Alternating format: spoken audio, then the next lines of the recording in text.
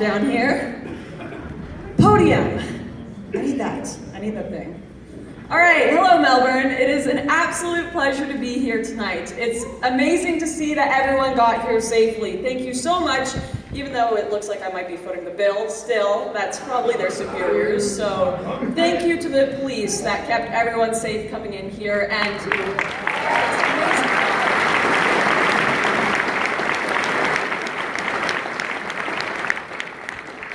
also thank you to everyone here for having the bravery to stand up to these people. It's not an easy thing to do with these threats out there, with people threatening to dox you, to get you fired from your job. So pat on the back for everyone here for just showing up.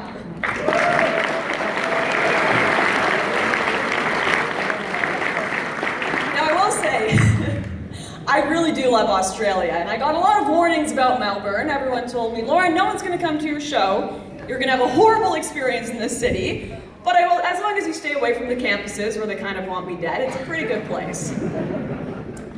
However, I don't think I have ever in my entire life been so lied about in one country. It is shocking to see the things. Obviously not by the people in this room, but if you're standing outside these walls, if you're protesting this speech, you probably think what we're doing is just a 2-hour-long night of spouting out slurs like we have racist Tourette's. Or maybe, I don't know, summoning Poseidon with esoteric rituals and electrocuting puppies to make a Frankenstein version of good old Uncle Adolf. I'm not sure what they think we're up to in here. But let's see some of the things they have actually been saying about me. All right. Woo. I'm a fascist. I think they've also said I'm a xenophobic cretin. I am a alt-right white supremacist. Do we have that up there? Supremacist darling, can't forget that. I love that picture too, I just look absolutely maniacal. Hate speech espousing. Oh, that was one of your big articles here, the Herald, I think?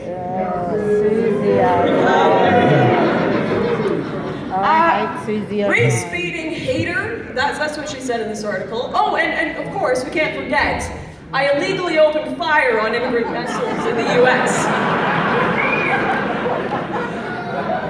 That is a lot of things to achieve for a 23-year-old little blonde Canadian girl. I'm quite proud of myself.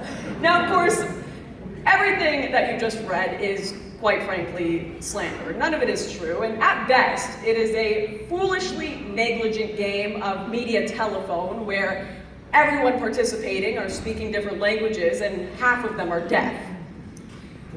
But unfortunately, I'm not actually convinced this was just negligence. I'm not convinced that these were people making mistakes. I think this was a rather intentional and insidious effort to destroy Stefan and I's reputation before we came to speak here today. The media has spent far too long attacking caricatures of nationalists, caricatures of right-wingers, that they've forgotten what their actual job is to look into where this resurgence of nationalism is coming from. Why are there so many people moving to the right wing? Why are there so many people questioning the mainstream media? Maybe if you did your jobs, you would figure this out. Instead of conjuring up pictures of red flags adorned with spidery black images and hands raised at 45-degree angles just to get clicks and generate outrage, get money. Because media, you can cry Nazi all you want. You can imagine words shrieked from underneath a little mustache. But all it is doing is revealing that your reaction to this movement is Pavlovian. It's not well-articulated, rational thought. And I want to mention here as well, this is a really important point, to all of the people that have been calling Stefan and I Nazis, to all of the people who have been calling you Nazis for coming to this, that is rather insensitive to the individuals who have actually lived under horrific regimes. To compare posting Pepe memes and being immigration skeptical to the resurgence of a Fourth Reich? Really? It's like these feminists who come out here and they compare being whistled at to being gang raped. There's not even a remote comparison there. And the misuse of these terms cheapens them. And it cheapens the experience of the people who have actually been through this, and it's a highly irresponsible act. So what should the media be doing instead of reminding us all that A journalism degree is simply a barista certificate. What are they so afraid of us coming here to talk about? Well, globalization is presenting humanity with new and difficult questions that we have never faced before. Questions of who are we and what is the basis that are merely superficial. They're not simply cosmetic. Multiculturalization is a radical and extreme idea that uproots and overturns the very essence of what a country is. To multiculturalize a country is like turning your house into public property. Your house is no longer your space, it's everyone's space. You no longer have any more say in what happens in your space or to your space than anyone. To multiculturalize your space is to relinquish your autonomy and your sovereignty. It is to abdicate your authority to decide what happens in your domain. Indeed, it is to concede that this is not your domain and that you have no domain. You would not want your spouse that you had been in a long and loving, successful relationship with to come to you one day and say, I'm polyamorous. The reason you wouldn't like that is because we realize that the significance of a marriage and the significance of a relationship comes from the idea of exclusivity. The heart that belongs to everyone belongs to no one. The nation that belongs to everyone belongs to no one.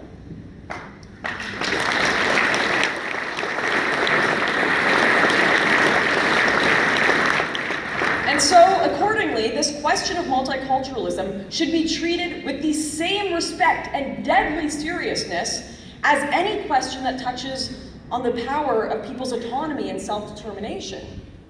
It should not be left to a small group of elites, but just like in Quebec, or Catalonia, or Scotland, multiculturalization should be put to a referendum after an informed and thorough public debate.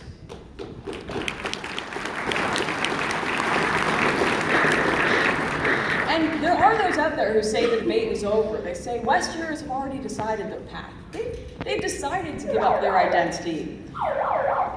You're fucking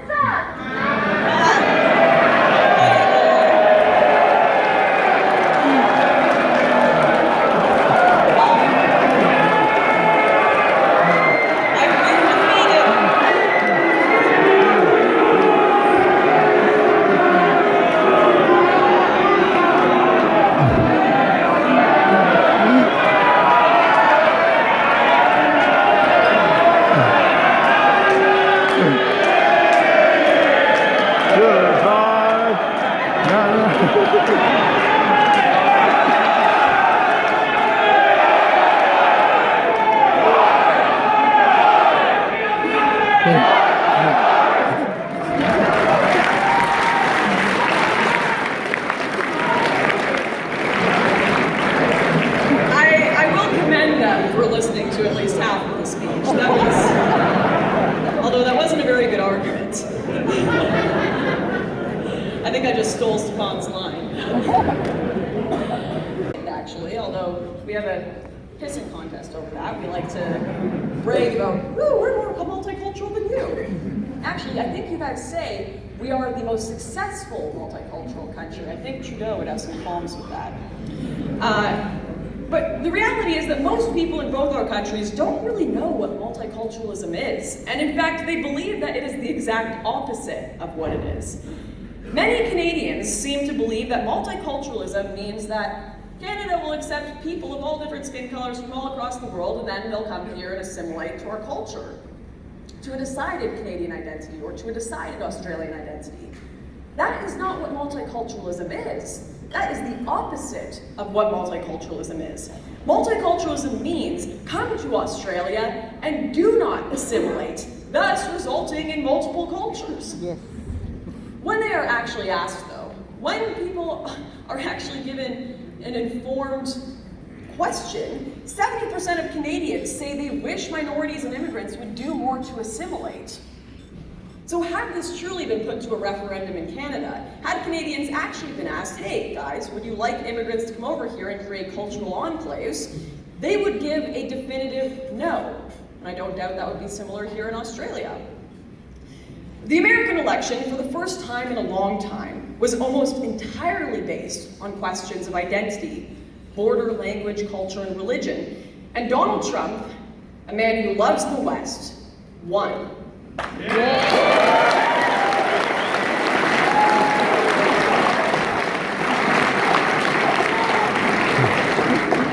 And I will say, had there not been mass immigration imposed on the American people for the last 50 years, ones without vetting, he would have won the overwhelming majority. We all know this.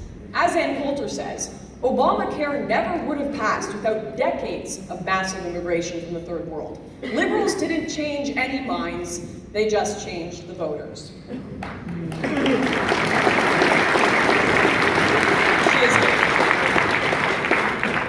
The Western world did not decide to be multicultural. It was imposed on us without our consent. And now every day that mass immigration continues and people come in that do not share our values, it is another day that you lose your sovereignty even further. So what is with this disconnect between the policies being passed in favor of mass immigration and multiculturalism and people's true opinions, what they actually want for their nation? Well, here's my perspective.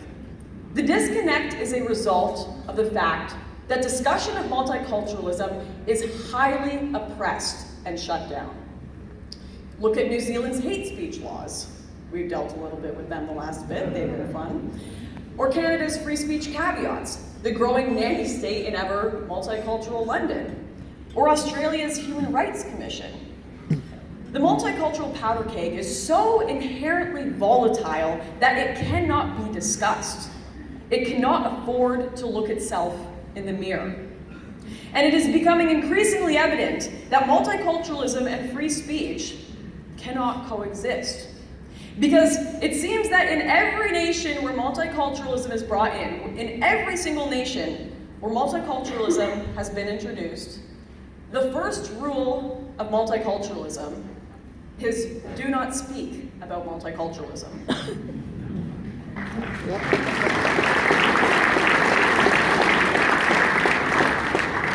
Multiculturalism welcomes any and all perspectives, as long as they're not criticisms of multiculturalism. It's like saying you can use any worshipful adjective you like to describe Stalin, and therefore you have free speech. Indeed, the suppression of free speech is necessary. It is a necessary component of the multicultural project. For multiculturalism to succeed, it must shelter itself from criticism and examination for as long as it can, until the point at which Westerners have become demographically outnumbered in their own countries. Because after that point, you will have lost your powers to self-determination, and your political strength will be crippled. The clampdown on free speech here is just the canary in the coal mine. Refugees are welcome!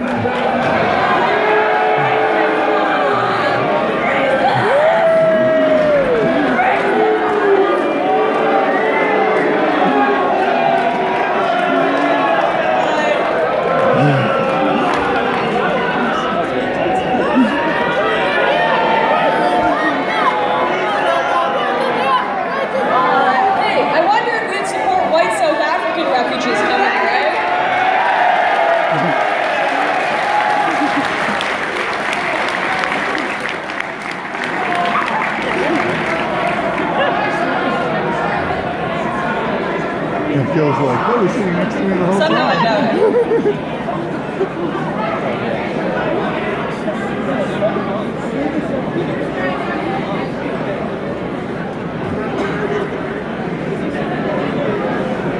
Very fun.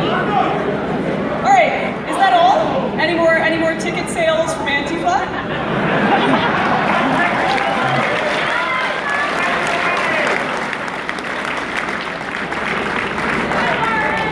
So this suppression of free speech, it's just the foreshadowing demonstration of the unworkability of multiculturalism. Because if even today they refuse to allow debate or critique of these policies, what will this look like in the future? Luckily, this isn't all over yet. Despite the fact that we had a decent amount of our venues cancel on us, that it's been chaos trying to get here, the Australian people spoke up and you made this happen. And thank you for that. Thank you for supporting this.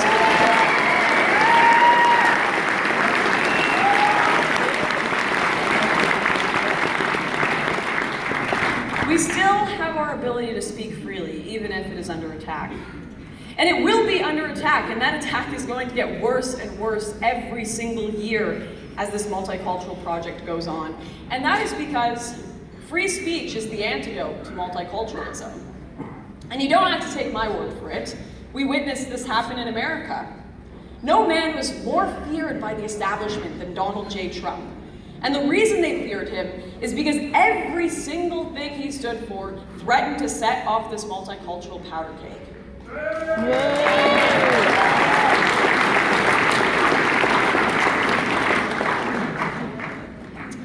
While every other politician bombards us with slogans like, diversity is our strength, multiculturalism is the backbone of this country. Of course, those weren't our own thoughts. None of the people were thinking this. We simply had this repeated to us so often that we got too afraid to question it. Trump was the first person who refused to do this. He was the first one to speak the words that Americans have been too afraid to utter. We can all tell something is off. It doesn't make sense that we elect politicians who pretend to love our nations, and then at every turn, they undermine our national spirit. They call us post-national states, they open up our borders, they erase our anthems, and they tear down our history and our statues. We can tell that something is off and that it happened some years ago. And Trump's slogan of "Make America Great Again," it was the first.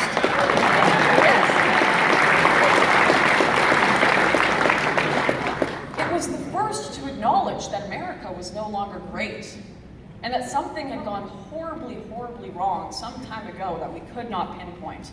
But at the same time, it was also the battle cry and the rekindling of the collective American spirit. And that collective spirit has a unique identity, and it cannot survive within a multicultural society.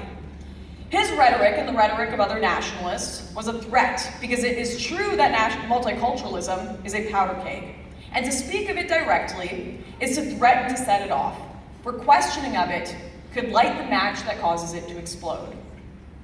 And that match is the minds of the people, who had finally had articulated for themselves in America the views that they had implicitly felt for so long, but could not put into words. The views that they no longer had any national identity or spirit. And they did not know what their future would look like or what their children's future would look like, what languages they would be speaking, what laws they would be ruled by, what God they would worship. And there can only be one answer to these questions, not multiple ones.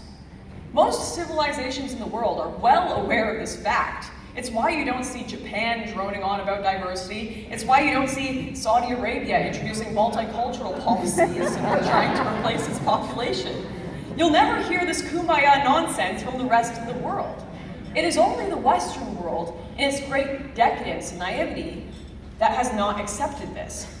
And I want to point out here that this is not the fault of the men who founded the West. This is not the fault of the West, but it is a cycle of human civilization. Hard times create strong men. Strong men create good times, and good times create weak men. And we are in the stage of weak men living in good times. And because the times are still good because strong men fought for them, we act like we succeeded in creating them. When in reality, we are undoing it all. And we are headed once again into that phase of hard times. We are living off the fumes of a greater civilization. So don't become comfortable just because this process may take 100 years. As in Canada, I do suspect, I can tell by this room, that there is a great deal of opposition to multiculturalism and mass immigration. But just as in Canada, your debate is heavily oppressed. Those who oppose these policies are afraid to speak. People are afraid to question and criticize because of the persecution they will endure. People are socially bullied and ostracized, fired from their jobs, even physically assaulted. Hate speech laws further dampen the public debate for fear that their dissenting opinions will invite not only vigilante violence, but violence from the government. If Canadians and Australians continue to allow themselves to be suppressed and silenced, then the West will die with us. And in fact, so will this short-lived multicultural project. The most authoritarian and dominant culture will win in the end, and it will be a monoculture. There are many of us that have embraced the end of this discussion.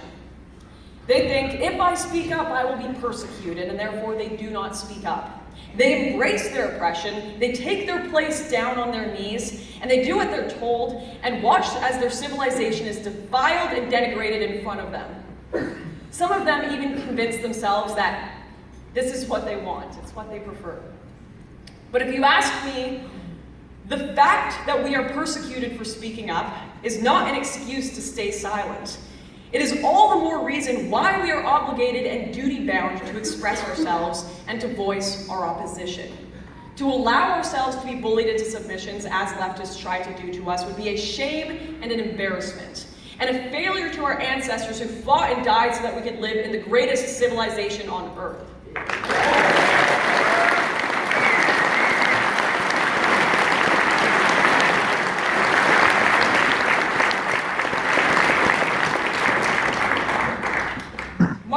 Said that at the beginning of a change, the patriot is a scarce man, and brave and hated and scorned. But when his cause succeeds, that's when the timid join him, for then it costs nothing to be a patriot. I look forward to when it costs nothing to be a patriot, and I hope you join me in that. Thank you for that.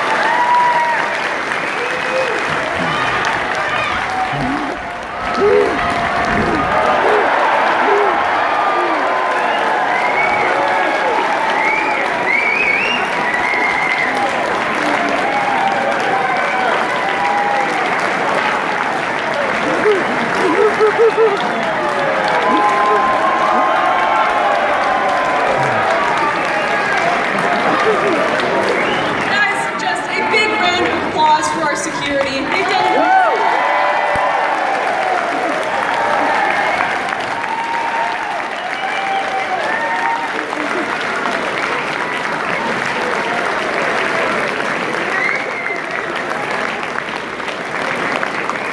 and the show isn't over yet. We still got the bad man himself, the man filled with arguments. I don't know if I'm the one introducing him up, but should I? Yes? No? Thumbs up? No? All right. Thank you so much, everyone.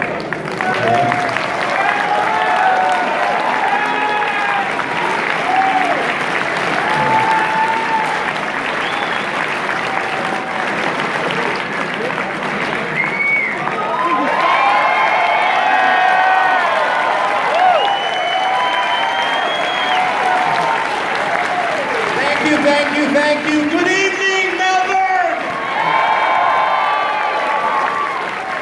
It is great to be out of the studio. It is great to be among such wonderful people. I just have one simple question. No, it's just a comment. Any other protesters out there? Come on, you saved yourself for me, didn't you? Tasty scraps of remaining free speech up here you want to nibble on? Come on. Thank you everyone so much for coming out tonight. So, when Lauren first talked about coming to Australia, I thought, hey, I'm going to do a speech about Australia, because you're Australians, it seems appropriate. And so I thought, okay, I'm going to start at the beginning. So I looked into the history of the relationship between the Europeans who came in the late 18th century and the Aborigines. You know, there's a bit of a controversy about this. Now, there's a lot of age ranges here in the audience. So the older people, I mean, do you guys want me to just do a speech? We'll do a bit of back and forth, right? Because you can just see this in the studio, right? So, give me some adjectives that you've heard, let's say if you're over 40. Like, how did you learn about the settling of Australia? What were you told about it? Give me some peaceful, relatively serene, anything? What? All right, what else? And? Yes, you bastards. Anything else? Convicts. I think the Black Death is currently outside in a balaclava. Anything else? Convicts. Yeah, okay. Now for the younger people, what have you heard? What has it been?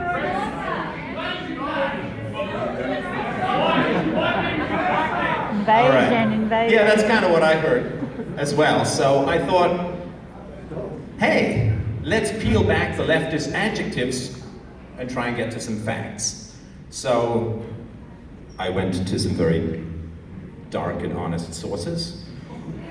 And there's some really, really great lessons in this about propaganda, about postmodernism, about how to strip people of the just pride in a civilization they have created out of a desert, out of nothing. There is a lot to learn in this story. If I can just have your attention, please. Hands up if you got the bus here. All right, this information is for you, so best listen.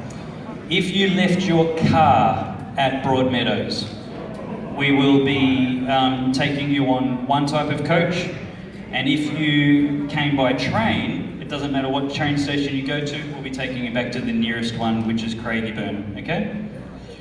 So make sure you get on the right coach. There will be people helping you when you get on there to do that.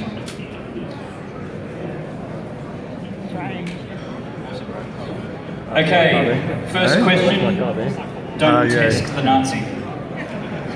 This is a question for both of you. Where do you get your courage from? Well, from you guys. Seriously.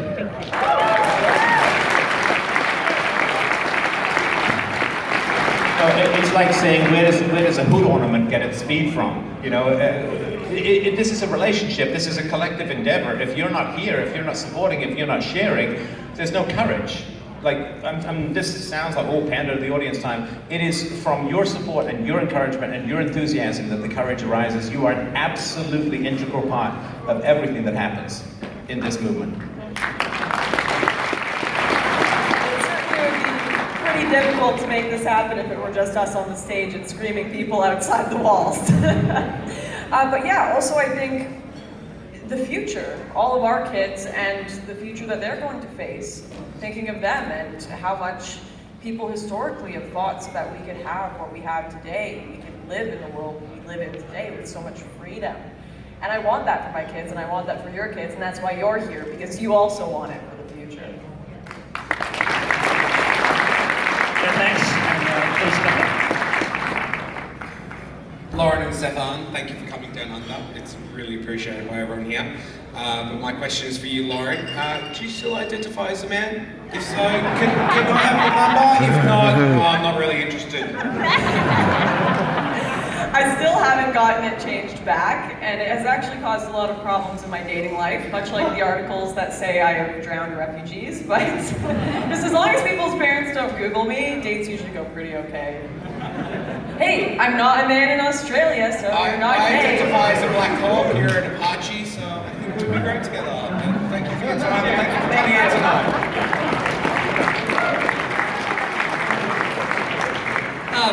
Good evening. So I'll make my question quick. It's mainly for Lauren, but happy for Stefan to answer it. It's about the role of women in the right wing, because I'm sure, as you would know, you get a lot of criticism from the right as well. Your 4chan mainly calls you, you know, a Jewish coal burner, and you're doing it for the attention and the male first, like every other woman out there. So my question is, like, do you think that women do have a role to play in right-wing activism? And do you think that it should be for specific groups of people, or whether anybody whose heart is in the right place should do what you guys do? First of all, there are easier ways to get attention. I certainly could go on Twitch and do that all day, right?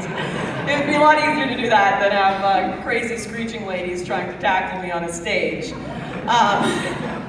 But there is a role, and I do agree, though, that there are going to be women that will be outliers from the norm. Women bring something to all conversations. They bring although I may be a little different in some cases, but they bring a bit of femininity. That's something that feminists have really forgotten to praise, that there is a kind of softer side.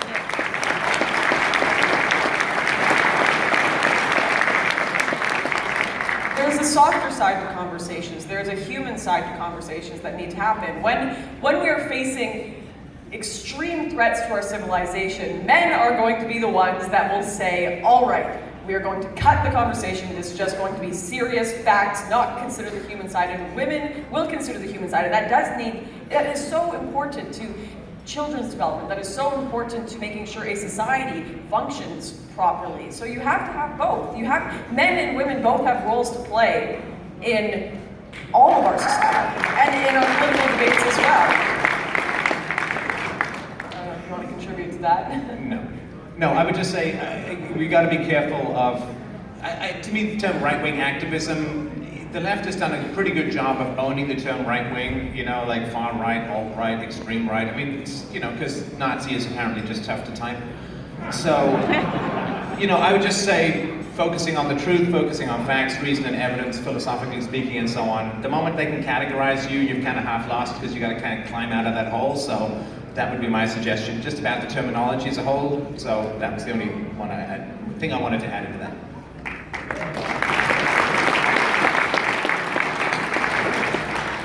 Please forgive the aid, I'm a more eloquent reader than speaker. So there are fairly significant gaps between men and women in propensity towards free market ideals and intelligence. Sorry, don't shoot the messenger. This gap creates a situation whereby there is perhaps only one smart young woman for every 4 smart young men. This being the case, we would expect that these few women would go for the tall, wealthy, famous, virtuous men such as yourself. Given that there are simply not enough women to go around with these ideals, what advice would you give to men, such as my friend?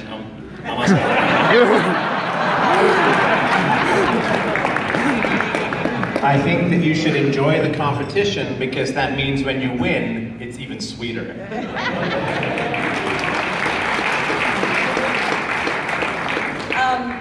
I would also say to that women, not always, there are outliers. I have to specify this because the media here, I made a comment that women on average don't really like being CEOs, and next thing you know, news.au is publishing, Lauren says women are not psychologically prepared to be in any leadership positions. I was like, oh, okay, that's great, so I have to be careful what I say here. But a lot of women, they aren't so interested in politics. It's not what we are interested in on whole. If you look at the statistics for YouTube, it's like 80% of people watching political videos tend to be men. So if you are looking for a woman that is interested in your ideas or isn't going to be a crazy leftist, look for someone who, at the very least, even if they are leftist, is just open to considering different ideas, is open to having a debate, because if you propose better arguments, guaranteed, she's probably just never heard them before because she's been inundated with mainstream media. And you have an opportunity to change that mind. Well, and don't hide your values. Dating is all about efficiency, so don't hide and say, well, I guess I read something about Trump once somewhere, or, I think, do you think? Maybe we can think together, and if they run, good, that's efficient, right? So it's just about the sorting mechanism, right? Be yourself, everyone else is taken, just go and find someone by being blatantly yourself right up front, and if they like it, you're solid. If they don't, you've just saved yourself $40 on a date. Good luck to your friend. So because we started a little bit late, we're going to let the Q&A go till 10:45. And, 10:45, that was right. Yeah, and then we'll be able to buy books and get them signed by the authors out there. Hi, I'd like to firstly thank the venue owner, because this is the venue that came to the rescue of Gerd Wilders a few years ago. So, big thanks to them.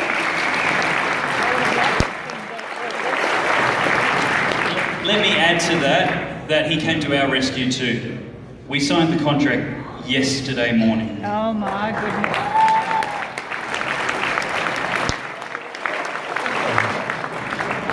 So he's an Iraqi. He's an Iraqi who doesn't want Australian culture to become the culture he left behind.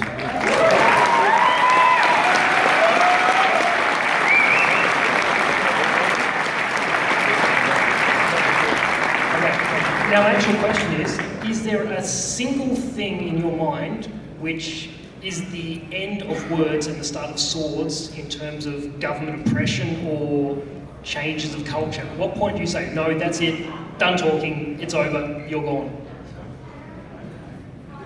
Well, I mean, as long as we have the capacity for free speech is what we use. I mean, arguments is civilization, right? There's the old saying that the first person to throw an insult rather than a rock was the founder of civilization. And so as long as we have the capacity to reason with each other, to present arguments, to present challenging facts and information, that's what we should do. And when free speech goes away, I don't even know like what happens then, but it obviously isn't going to be free speech.